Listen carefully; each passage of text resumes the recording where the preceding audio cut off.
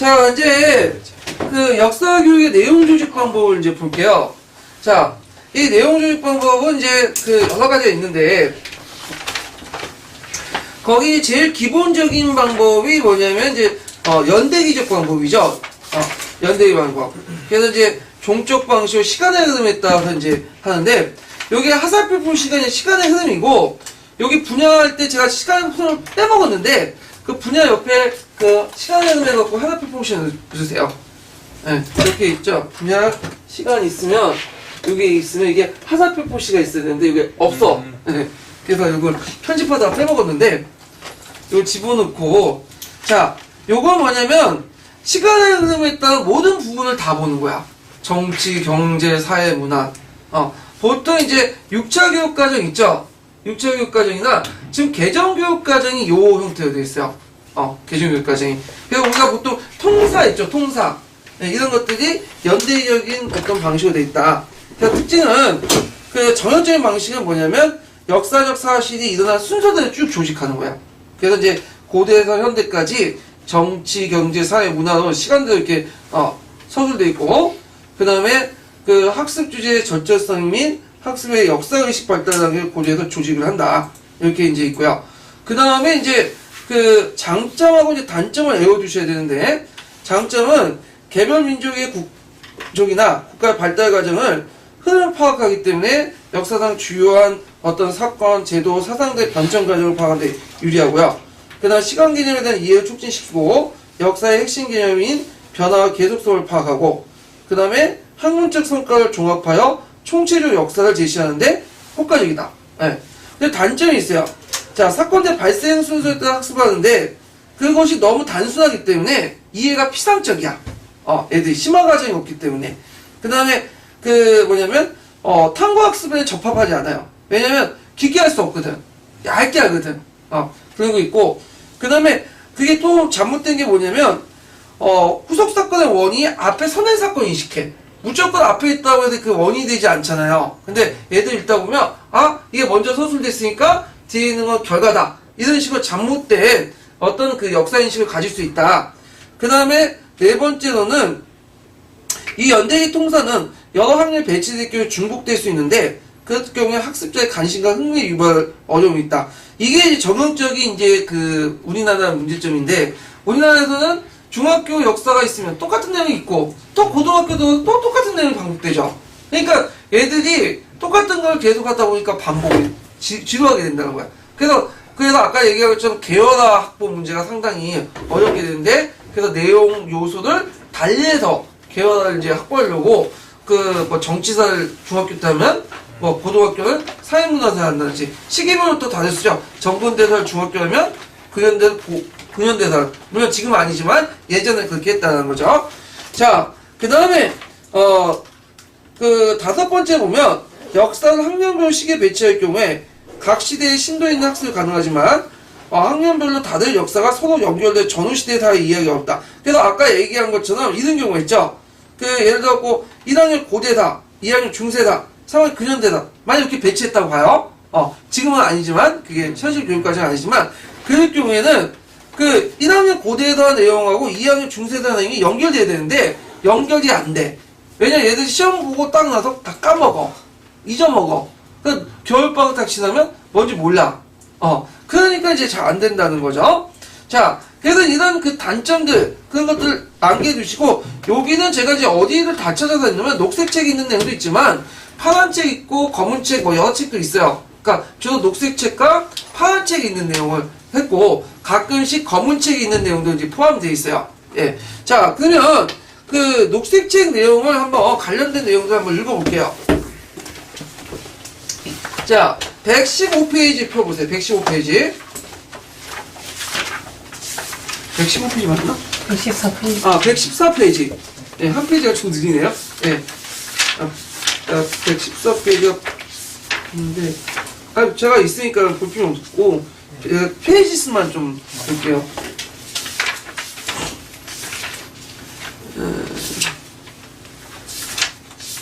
114페이지, 잠깐만. 이게 내 거는 완전 다르네. 내용 조직이, 여기 있네요. 자, 연대기조 방법인데, 연대기조 방법의 특징들이 좀 나오고요. 그 다음에 이제, 그 연대기조 방법 효과 부분이 나오죠. 이 방법은, 그래서 뭐뭐 도움을 준다까지. 여기가 이제 연대 장점이고요. 방면에, 이런 연대기조 방법은 이런 문제점이 있다. 그래갖고, 단점이 나오죠. 물.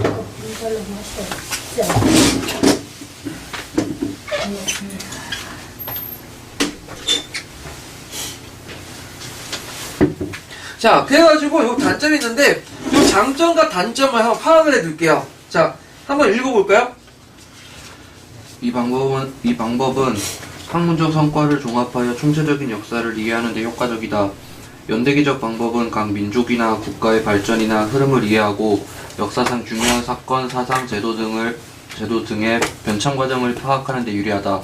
또한 학생들이 시간 개념을 쉽게 이해할 수 있도록 하고 역사의 핵심 개념인 변화와 계속성을 파악하는 데도 도움을 준다. 반면에 이 방법은 심층적인 역사인식이 어렵다는 비판을 받는다. 사건의 발생 순서에 따라 역사를 학습하기 때문에 후속 사건의 원인이 마치 선행 사건에 있다는 인식을 심어주기 쉽다. 역사의 전개가 마치 정해진 순서에 따라 전개될 수밖에 없었던 것처럼 여기는 필연론적 역사 인식도 유의해야 할 점이다. 또한 연대기 통사를 여러 학년에 배치할 경우에는 그 내용의 깊이를 달리하여도 내용의 중복을 피할 수 없고 결과적으로 학습자의 관심과 흥미를 유발하기 어렵다. 고대부터 현대까지의 역사를 학년별로 시기를 나누어 배치할 경우 각 시대에 관련된 심도 있는 학습은 가능하지만 학년별로 다룬 역사를 서로 연결하여 전후 시대사로 이해하기 어렵다. 예.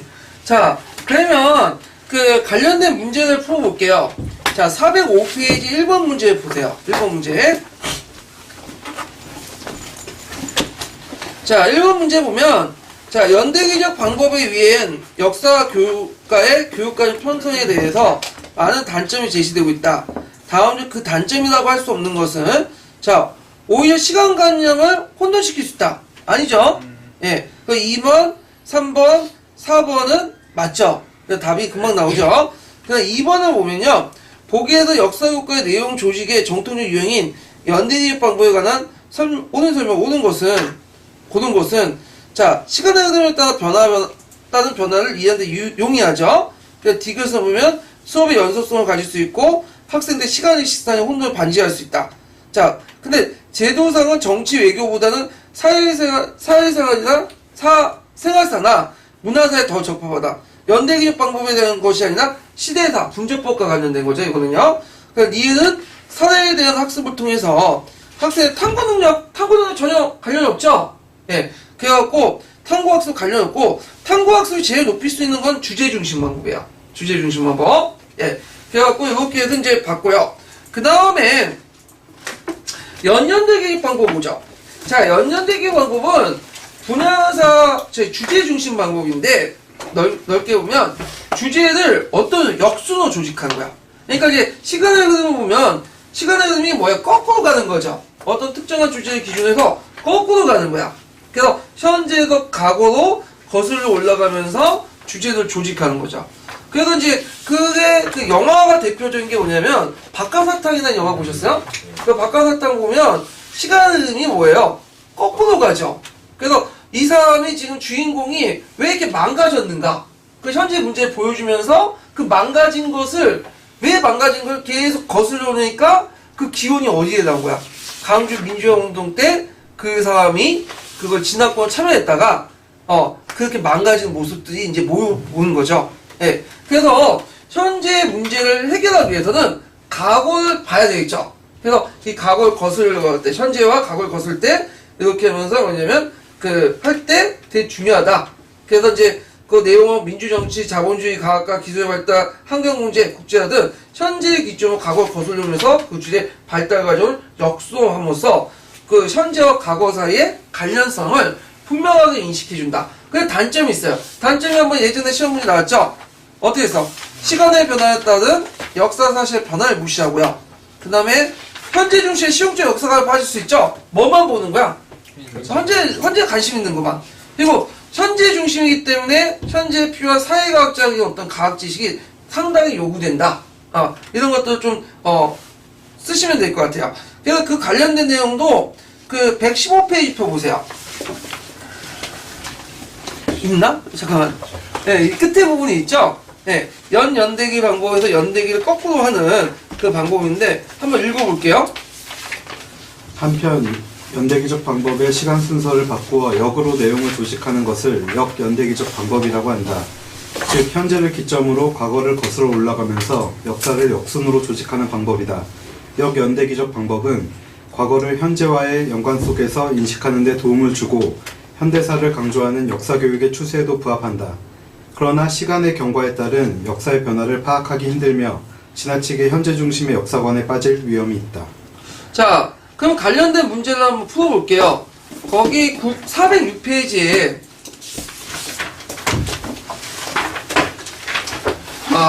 그 내용을 볼게요. 자, 다음은 김교사가 중학교 3학년 복사 그 역단 수업 계획표다. 이 표와 같은 역사과 내용 조직 방법을 쓰시오. 그리고 일제강점기 때 민족운동의 전개에서 독립투사의 전개를 수업자료로 그 활용할 때 자유의 특성과 관련해 유의점 두 가지 쓰시오. 이렇게 했는데, 자, 첫 번째는 이제 수업 자료 부분은 나중에 얘기할게요. 이거는 뒷부분이니까. 그러니까 내용 조직 방법은 뭐죠? 뭐 인문학습이라는 변화는 그때 있었지만, 연대기 방법. 왜냐면 시간의 흐름에 따라 지금 뭐야? 거꾸로 가고 있잖아. 그래서 현대 일제강점기, 근대 개혁기, 조선 후기, 조선 전기 이렇게 가고 있죠. 그래서 이제 연대기 방법 쓰면 되고요.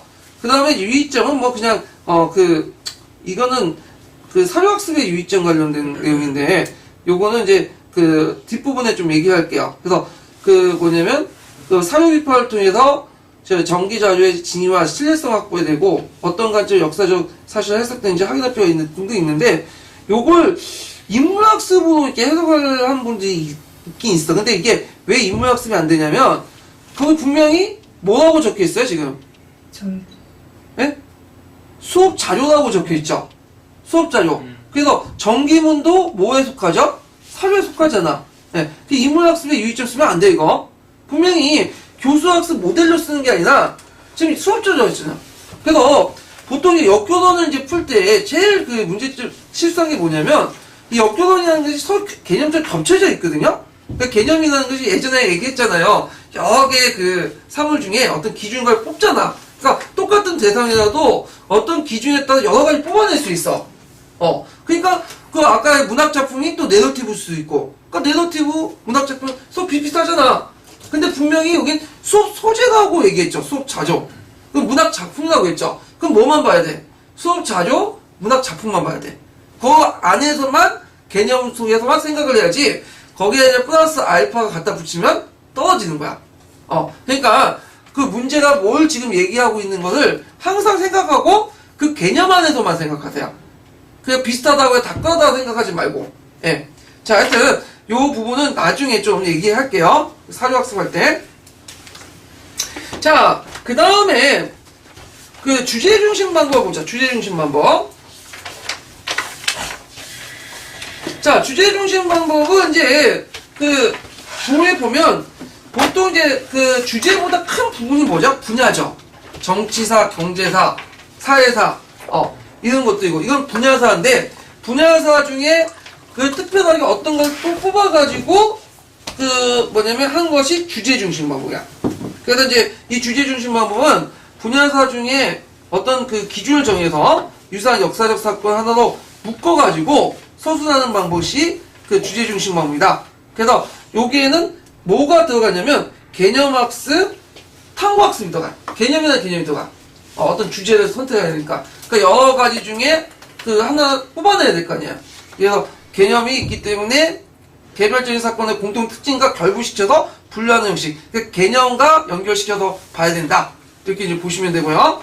자, 그래서 조직을 유형한 그 조직 유형 방법의 이제 분류 기준을 보면 되게 이제 단원명을 조직을 하거나 교과서에 있는 단원명을 그 다음에 그 두 가지 또 조직 방법에 종쪽 조직과 행적 조직이 있는데 종쪽 조직은 거기에서 이제 그 표에서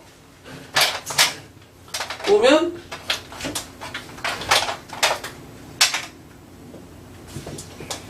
이게 시간의 흐름에 따라서 이렇게 있죠. 요렇게 가는 거. 요게 종쪽 조직이야.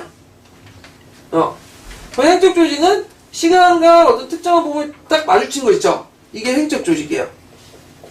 종적 조직은 여기 그 시간이 이제 가로 방향으로 이렇게 나가고, 행적 조직은 이 시간에서 여기에서 부딪힌, 공간과 부딪힌 그 주제, 이게 행적 조직 방법이야. 자, 그래서 이 종적 조직을 뭐라고 하냐면 발전 계열법이에요. 따로. 그래서 이제 발전 계열법 부분은 뒤에 제가 또 검은책을 기준으로 해갖고 좀 얘기를 해드릴게요. 자, 그래서 조직된 내용을 동일한 주제도 시대에 따라서 이제 다르게 적용되는데, 예를 들어 교통의 발달이라든지, 그러면 바퀴의 발명, 범선, 증기기관, 자동차의 발명, 뭐 이런 것도 쭉 이렇게 하죠. KTX까지 쭉. 네. 그래서 행적 조직은 뭐냐면, 동시대, 여기 하나만 보는 거야. 공간적으로나 시간적으로 딱 정해져 있는. 그래서 양반의 뭐 생활, 간직, 의식주, 교육, 여가, 당연 한 주제만 집중 파는 거예요. 그러다 보니까 내용이 얇겠어요? 깊겠어요? 깊죠? 그리고 하나의 공통된 것을 묶어서 개념화 시켜갖고 접근하기 때문에 상당히 뭐가 가능하다? 탐구학습이 가능해요. 그래서 탐구학습이 가능한 주제로서 이 주제 중심 방법이나 뒤에 나온 시대학습 방법 있죠? 시대사 이런 것들이 대표적인 건데, 자, 그래서 이제 이런 내용들 좀 기억을 해두시면 되고요. 그래서 개별사의 탐구 형식으로 제시되기 때문에 역사적 사건들을 사례를 묶어서 주제가 가능하다. 사건들 이렇게 적으시면 되겠네. 그리고 이제 사례들의 속성을 공유하면서 각 사례의 어떤 공통점과 차이점을 식별하여 주제에 연결시켜서 다른 주제와 또 분류가 가능. 예를 들어 차티스 운동은 노동운동과 민주운동의 주제가 또 다를 수 있죠. 그래서 차티스 운동의 똑같은 사건에도 노동운동에서 분류할 수도 있고 또 민주운동에서 분류할 수 있잖아. 이건 이제 좀 TY 뭐 다중 개념 이동인가? 요거하고 이제 있는데 하여튼 뭐 중요한 건 아니지만, 자, 그 다음에 장점을 보면, 자, 이거 외워두셔야겠죠? 자, 문제를 집중적으로 살펴볼 수 있고, 주제와 주제를 다양한 시기와 관점에서 인식할 수 있고, 그래서 체계성, 일관성 있게 파악할 수 있고요. 그 다음에 뭐에 유리하다? 탐구학습에 유리하다. 이거 핵심적으로 꼭 기억을 해두시고요. 그 다음에 역사적 논리를 반영하여 핵심 개념과 원리를 파악할 수 있다. 예. 그래서 나선형 교육과정에 파악할 수 있는데 중요하고요. 그 다음에 종족 시대의 변화와 동시대 역사 형상을 고착시킬 수 있다. 그래서 역사적 어떤 통찰력과 사고학력을 키울 수 있다. 네, 그거 외워주시면 될 것 같아요. 단점은 주제와 관련 없는 다른 중요한 사실을 도외시하기 쉽고 시기란의 사건들 사이의 관련성을 무시할 수 있고요. 왜냐면 이 주제와 관련된 것들은 파악하지 못하잖아요. 그 다음에 해당 학년이나 단계에 성취할 능력과 성취 수준이 파악이 어렵고, 그래갖고 이제 이런 경우에는 어떤 주제나 어떤 학년에 배워야 될지가 상당히 어려워. 그 다음에 세 번째는 학습자의 관심과 흥미가 반영이 어렵고, 학문적 내용을 강조할 때 내용 구성도 어려워요. 그래서 이게 너무 어렵기 때문에 얘들이 배우기 힘들고, 그리고 학문적 내용을 구성하기 때문에 얘들 수준에 맞춰서 내용 구성을 하기가 힘들다. 그리고 예를 보면 중국과 한국의 역사는 주제별로보다는 뭘 구성하는 게 좋죠? 왕조별이 용이하죠? 그래서 이런 것들은 좀 다르게 어렵다. 자, 이것도 제가 이제 여러 책을 묶어가지고 같이 적어 놓은 거예요. 그래서 이제 이렇게 좀 기억을 해두시면 되고요. 자, 그럼 관련된 기출문제나 기출문제란다. 관련된 녹색책 내용을 한번 읽어볼게요. 주제 중심 방법. 116페이지요. 네. 150. 115페이지.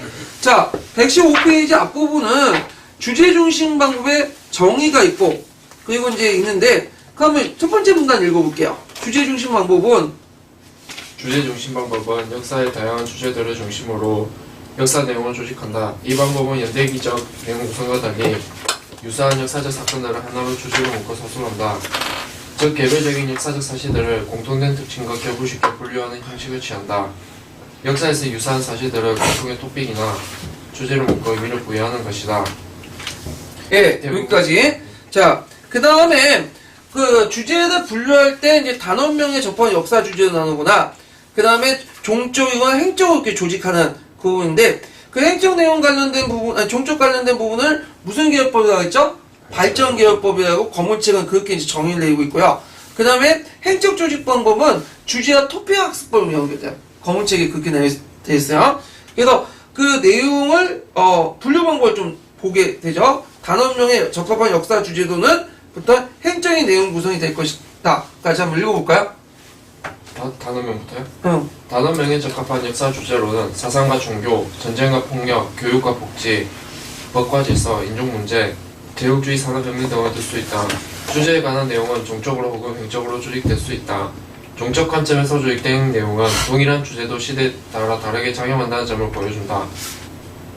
예를 들어 교통의 발달을 고대부터 현대까지 살피는 방식으로 내용을 조직하는 것은 종적 조직의 사례다. 바퀴의 발명, 검선, 전기기관, 자동차의 발명, 도로, 운하, 교량의 발전과 같은 단어명을 정하고 역사의 발전상을 그려보게 한다. 반면 조선시대 양반의 생활이라는 주제를 정하고 조선시대에 살았던 양반의 생활을 관직, 의식주, 교육, 여가 등 다방면에 걸쳐 고찰하는 내용으로 구성할 경우 이는 횡적인 내용 구성이 될 것이다. 자, 그 다음에 이제 그 다음 단락은 뭐냐면 그 조직 과정의 어떤 방법이나 유의점을 지금 얘기하고 있거든요. 요것도 한번 그 다음 단락 한번 읽어보죠. 주제별 내용 조직을 할 경우 주제 선정의 목적과 이유가 분명해야 한다. 그리고 내용 구성 과정에서 각 주제 간의 선호관계와 인과관계를 고려해서 배열 순서를 정해야 한다. 주제는 개별 사례 탐구 형식으로 제시할 수 있으며 역사적 사건들의 사례를 묶어 주제화할 수도 있다. 주제를 다루는 데 적합한 사례들은 일정한 속성을 공유해야 하며 각 사례의 공통점과 차이점을 식별하면서 주제와 연관시켜야 한다. 사례들은 그 속성에 따라 서로 다른 범주나 주제로 분류할 수 있는데 예를 들어 차티스트 운동은 노동 주제에서 다룰 수 있고 민주운동으로 분류하여 다룰 수도 있다. 자, 그래서 방법과 유의점에 대해서 나왔고요. 그 다음 단락은 이제 그 뭐냐면 주제 중심 방법의 장점이 있고 그 다음에 그러나부터는 단점이죠. 그래서 한번 읽어볼게요. 장점과 단점. 그 다음 분 읽는 게 좋을 것 같은데. 주제 중심 방법은 고등학교 교육과정의 적절한 내용 조직으로 역사학의 논리를 반영하여 핵심 개념과 원리를 다루기 쉽다. 주제 중심의 역사학습에서는 특정 문제를 집중적으로 살펴볼 수 있고 하나의 주제를 다양한 시기에 걸쳐 혹은 다양한 관점에서 살펴볼 수도 있다. 따라서 학생들은 해당 주제와 관련된 역사적 사실들을 좀 더 체계적이고 일관성 있게 파악할 수 있고 개별 사실의 역사적 의미를 부여하는 것도 가능하다. 특정 토픽이나 문제를 종적인 시대 변화 속에서 고찰하거나 동시대의 역사의 현상과 함께 살펴보도록 내용을 조직하기 때문에 학생들의 역사적 통찰력과 사고 함량에도 적합하다. 그러나 학습자의 관심과 흥미를 반영하기 어렵고 학문적인 내용을 강조하여 학습자에게 너무 어려운 내용 구성이 될 수 있으며 실생활에서 유용성을 인정받기 어려운 문제점이 있다. 일정한 주제를 중심으로 시대상을 보기 때문에 주제와 관련이 없는 다른 중요한 사실들을 도외시하기 쉽고 동일한 시기에 일어난 여러 사건들 사이의 관련성을 무시할 우려도 있다. 또한 주제 나열식 내용을 제시는 학생들이 해당 학년이나 단계에서 성취해야 할 능력이 구체적으로 무엇이며 또한 성취 수준이 어느 정도인지를 분별하기 어렵다. 예. 그래서 여기까지 봤고요. 그러면 이제 주제 중심 방법이 두 가지가 크게 나눈다고 했죠. 하나가 종적인 방식인 그 뭐냐면 발전 계열법과 행적인 조직이 뭐예요? 주제와 토픽 학습 방법 연결되는데 요것이 이제 뒷부분에 있어요. 뒷부분 잠깐 넘어갈게요. 자, 1094페이지 펴보세요. 1094페이지. 이건 이제 검은 책에 있는 내용이네. 검은 책에 이제 그 관련된 내용이 있어요. 그래서 한 4개가 있는데 그 중에 이제 2개를 뽑았어요, 제가. 자, 여기에는 주제라는 건 뭐냐면 그 일상 대화나 학문 연구 등에서 중심이 되는 문제야. 토픽은 관심이 되는 문제, 이야기거리, 화제인데 그냥 비슷비슷하게 보시면 돼요. 그래서 행적인 조직과 주제 중에 이게 뭐야? 점을 다는 거야.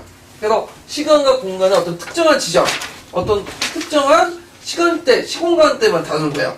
그래서 이제 있는데, 자, 그럼 특징을 보면 학습 목표와 학생들 적합한 주제와 토픽을 선정할 필요가 있고요. 그래서 학생들의 능력에 맞고 흥미나 역사적 사실이나 이런 것들 고려해가지고 이제 설득할 필요가 있고요. 그다음 같은 주제여도 시대에 다르게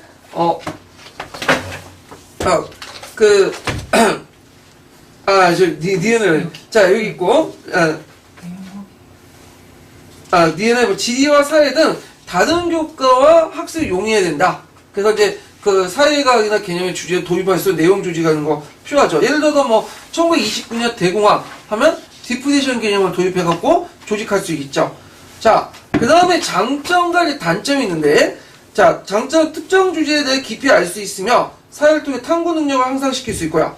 이거는 일반적인 이제 주제 학습 방법하고 동일하죠. 그 다음에 얘는 보면 같은 주제라도 시대에 따라 다르게 작용하는 가변성 있게 이해할 수 있으며 적절한 주제를 택하게 되면 학생들의 관심을 증대시킬 수 있다. 그래서 이제 이런 것들 좀 기억을 해두시면 되고요. 그 다음에 단점은 주어진 시대 안에 여러 사건들 사이에 상호간에 소화하기 쉬우며 학습 목표와 학습자에 적합한 그 주제가 무엇인지 판단이 어렵고, 그 다음에 주제를 선택하는 그 논리적 근거가 분명하고 불명확하고 선택하는 사람들 입장에 따라 주제의 선정도 달리 평가할 수 있고, 그 다음에 현재 교과서 토대로 교수 용어가 할 경우에 그게 전체적인 그 어렵기 때문에 그 한 곳으로만 파기 때문에 뭐도 같이 해야 된다? 연표도 같이 해야 된다. 한 3가지가 있는데 그냥 애우세요. 그냥 이건요. 예. 그 다음에 발전개혁법 보죠. 별표 2개 쳐놓으세요. 자, 아까 전에 이제 주제 토픽 방법은 팽적 조직 방법인데 발전 중심 방법은 뭐죠? 종촉 중심 방법. 종촉.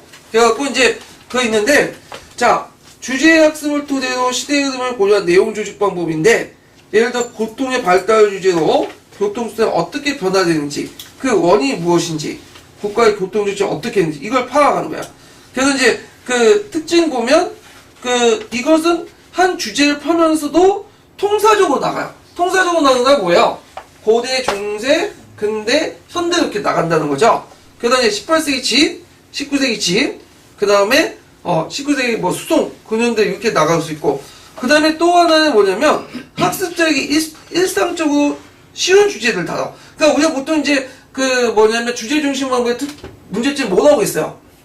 어렵다는데 이거는 얘들이 친숙한 주제를 가지고 했기 때문에 좀 더 상대적으로 익숙한 주제가 나왔어요. 그래서 발전 개혁은 개혁법은 다른 주제 학습보다는 좀 더 친숙한 주제를 다룬다. 이렇게 이제 볼 수가 있겠죠. 그래갖고 이제 기술이나 일상생활 하나 분야, 국가적 문제보다는 어떤 지역과 밀접한 것들, 그리고 이런 것도 있고요. 그 다음에 이제 학생의 익숙하나 흥미를 끌 수 있는 여부는 국가 지역 여부에 따라 달라지는데, 그 학생들이 접하는 사회적 환경에 따라서 달라질 수 있다. 그래서 이제 수송, 주거, 의학의 역사는 한국 학생들이 적용할 수 있는 주제지만, 노동조합이나 전쟁 방지 역사는 일본과 달리 한국 중학생에 친숙하지 못하죠. 그래서 보통 전쟁을 겪었던 그 일본 같은 세계대전이었으니까 좀 평화 분위기잖아. 그런 것들은 이제 할 때 뭐 전쟁 이런 것들은 좀 친숙하지 못하다는데, 이거 제 생각이 아니에요. 이거 거무책 얘기입니다. 무슨 근거가 했는지 모르겠는데 그런 게 있다. 거무책 그렇게 기술돼 있어요. 그래서 이런 것들 좀 기억을 해두시면 되고, 그래서 이제 강남예들은 이제 주로 그 유럽 여행에 관심이 있죠. 예. 근데 이제 잘 못 사는 빈민층들은 유럽 여행 택도 안 되는 거고, 제주도 한번 가봤으면 좋겠다는데 관심이 있죠. 예. 무슨 내용인지 알겠죠?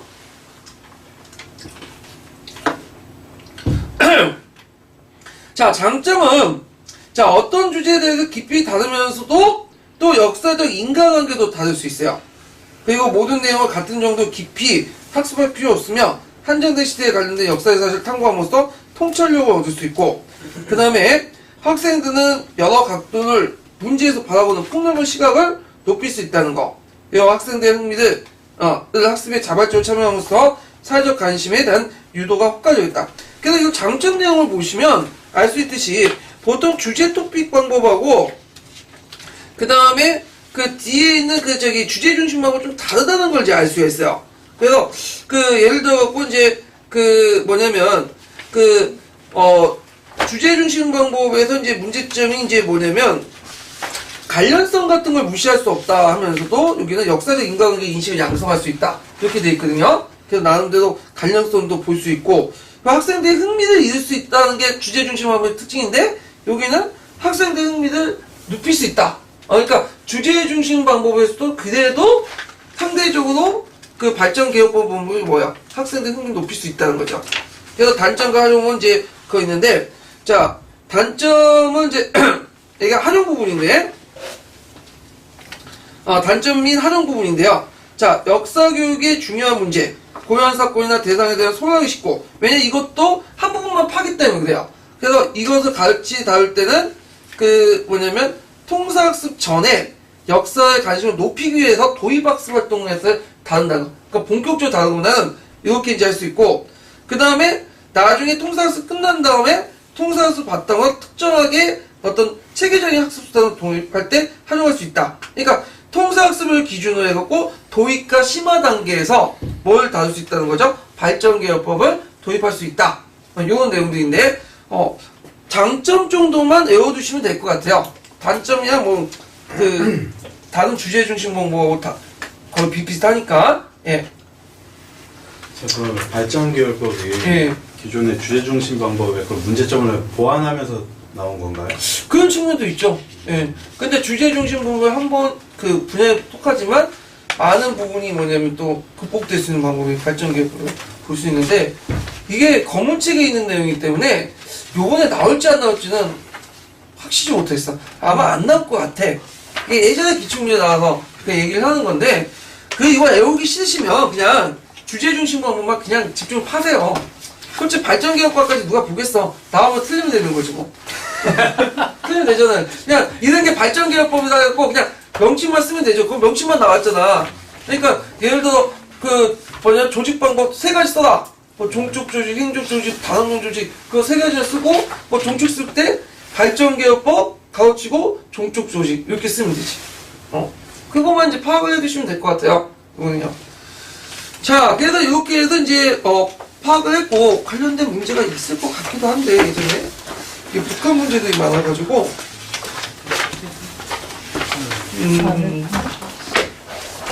있네요. 저희 8번 문제 잠깐 볼까요? 8번 문제 408페이지. 아이고.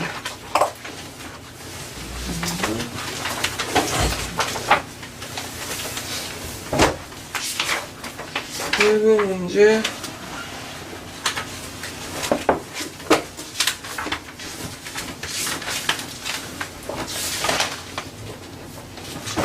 자, 다음 역사교육 내용 조직 방식의 특징에 대한 설명으로 적절한 것을 보기에 있는 데 고르시오. 이렇게 있는데, 자, 농업의 발전이라는 주제를 선정하여 고대부터 현대까지 농업기술이 어떻게 변화했으며 그 원인이 무엇인가? 자, 농업기술의 발전이 사회에 어떤 영향을 끼쳤는가?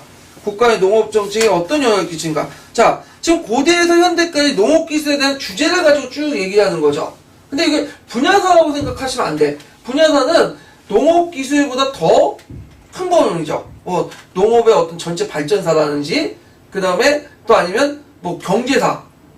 근데 그 분야에서 더 어떤 주제를 뽑아가지고 하는 것이니까 주제 중심 방법인데, 시간의 흐름에 따라서 뽑았어. 그러면 뭐가 되는 거예요? 발전개혁법이죠. 발전개혁법. 자, 그러면 이제 보면, 발전개혁법은 다른 주제 중심 방법, 행정조직과 달리 시대 변천 양상을 파악하는데 효과적이죠. 그래서 있고, 그 다음에 또 다양한 분야를 포괄적으로 다루면서 특정한 시기에 시대적 정보를 파악하는데 유효하다. 틀리죠? 이건 뭐와 관련된 거예요? 시대사. 시대사 분적법과 관련된 거죠. 그 다음에 디귿은 단점과 관련된 건데, 역사적으로 중요하지만 선택된 주제와 관련이 없는 사건이나 그 사실에 소홀히 할 수 있죠. 이거는 발전개혁뿐만 아니라 전반적 주제 중심의 어떤 문제점이야. 그 다음에 이를 보면 선택과 주제에 대한 심층적 분석을 통해 인과관계에 대한 인식을 길러줄 수도 있죠. 아까 얘기한 것처럼. 그리고 또 눈여겨볼 게 뭐냐면, 만약에 이게 종적인 조직 방법인 발전개혁이 아니라 행정인 조직 방법이다. 그러면 어디만 해당하겠어요? 응? 디귿만 해당하겠죠. 디귿. 역사적으로 중요하지만 선택엔 주제와 관련이 없는 사건이나 사실에 대해 소홀히 할 수 있다. 이것만 해당하잖아. 기획도 해당 안 하고 니을도 해당하지 않죠. 그래서 신축적 분석은 되겠는데 인과관계에 대한 인식은 없죠. 이런 것들은 이제 좀 기억을 해두시면 되는데, 요거는 검은책을 봐야지만 풀 수가 있어. 근데 이거를 시험 문제 낼 거 같진 않은데, 그냥 그렇고, 그 발전기업품이 있구나만 보고 그냥 넘어가시면 될 것 같아요. 그냥 녹색책 외우세요, 그냥. 예. 그냥 거물책 건너뛰고, 그냥 기출만 좀 풀기 위해서 이제 얘기한 거니까, 예. 자, 그래서 이제 이렇게 이제 파악을 해두고, 자, 그 다음에 문화권적 방법을 보자. 문화권적 방법. 지금 시간이 몇 시야? 오늘 요것만 딱 하고 끝낼게요. 문화권적 방법. 자, 문화권이라는 거는 뭐냐면, 여러분들 이제 문화권이라는 개념이 뭐죠? 문화권이라는 것은 중심 문화가 있고, 그 중심 문화의 영역은 주변 문화가 있어요. 근데 주변 문화가 중심 문화에 통합되지 않는 거. 그래서 중심 문화의 보편성과 주변 문화의 특성이 같이 공존하는 그걸 문화권이라고 해요. 그래서 우리나라 같은 경우는 그 중심 문화가 어디예요? 중국이죠. 그래서 중국의 영향은 한국, 베트남, 일본도 있고, 그래서 문화권 나올 때는 지역적으로 묶어내는 것도 있고, 그 다음에 그 종교나 문화로 묶어내는 게, 종교 같은 이슬람 문화권, 기독교 문화권, 불교 문화권 이렇게 나눌 수 있고, 지역을 묶어내면 뭐 서유도 문화권, 동유도 문화권, 우리는 동아시아 문화권 이렇게 속하잖아요. 그래서 대개 이제 지역을 묶어놓을 때 이걸 뭐라고 얘기하냐면, 예전에 얘기했처럼 지역세계라고 해요. 좀 객관화시켜서. 예전에 기출, 교육과정 부분에 지역세계라는 개념 나왔죠? 예. 그래서 지역세계는 문화권과 비슷한 말이다. 이렇게 이제 보시면 돼요. 자, 그럼 장점을 보면, 작다는 사실을 보다 체계적으로 일관성 있게 파악할 수 있고, 그리고 중심 문화의 보편성과, 그 다음에, 개별 문화의 특성을 동시에 파악함으로써 학생들 역사적 사고를 신장할 수 있고요. 그 다음 문화권 전체에 내담을 삼기 때문에 역사를 보도 거시적으로 종합적으로 파악할 수 있죠. 그 단점은 뭐겠어요? 문화권 내 각 민족의 특수한 법칙이나 이런 것들을 무시할 수 있죠. 특히 이제 문제점이 뭐냐면, 이게 보편성과 특수성을 같이 본다고 하지만, 실질적으로 뭐만 봐요? 보편성만 본다고. 그래서 우리나라도 동아시아 문화권이라고 얘기하지만, 실제로 동양사 배울 때 뭐만 배워? 중국사만 배우잖아. 그런 것도 있다는 거.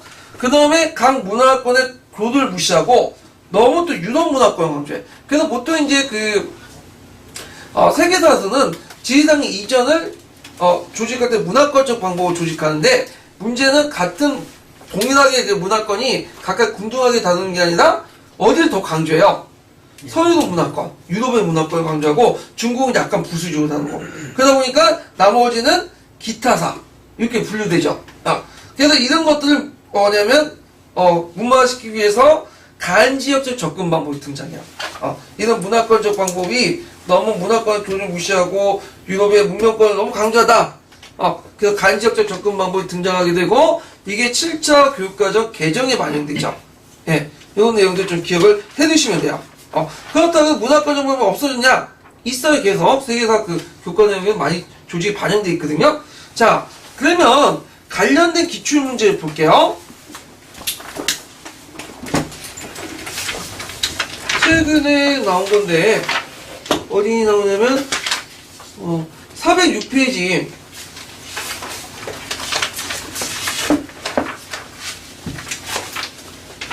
5번을 보죠. 자, 다음은 세계사 내용 조직에 관한 설명이다. 뭐에 들어갈 개념을 쓰셔. 거기에 들어갈 것은 뭘까요?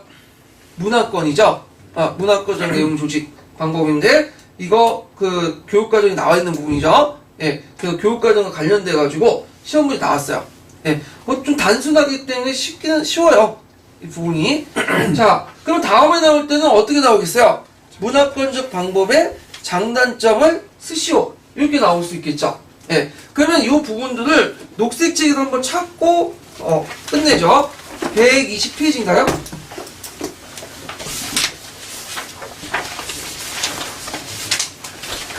예, 맞죠? 그래서 이제 문화권은 이제 관련된 정의가 나오고, 문화권에 이제 묶는 것은 이제 지역이나 어떤 문화로 이렇게 묶는다. 이렇게 내용도 있는데, 자, 여기에서 이제 문화권의 장단점만 좀, 보면, 이게 마지막 문단이죠? 문화권 방법은, 보이시죠? 여기까지 한번 읽어볼까요? 장단점? 누가? 문화권 방법은 공통 문화를 내용 조직의 기반으로 삼기 때문에 국가와 민족별로 분산되어 있는 역사 사실들을 문화적 특성을 기준으로 분류하여 더 체계적이고 일관성 있게 파악할 수 있다.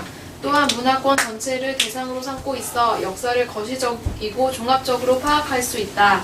문명 또는 문화권이 지니고 있는 특수성과 보편성을 파악하는 과정에서 학생들의 역사적 사고력도 신장된다. 반면 광범한 지역의 문화를 한꺼번에 묶어서 조직하기 때문에 문화권 내에서 각 민족이나 국가의 특수한 역사 발전이나 개별적 성격을 간과하기 쉽다. 예. 그래서 기읍과 관련된 거고요. 니은과 관련된 건 갈색색 부분이 있어요. 근데 장점, 단점을 쓰려면 그냥 요거 녹색색 기준 쓰세요, 그냥. 예. 녹색색 기준으로 딱 한 가지 쓰면 요거 쓰는 게 나을 것 같아. 국가나 문화권 내의 각 민족이나 국가의 특수한 발전과 성과를 무시할 수 있다. 예. 그래서 이렇게 해가지고 정리를 했고요. 다음에는 이제 그 뒤에 있는 분야사적 방법을 해서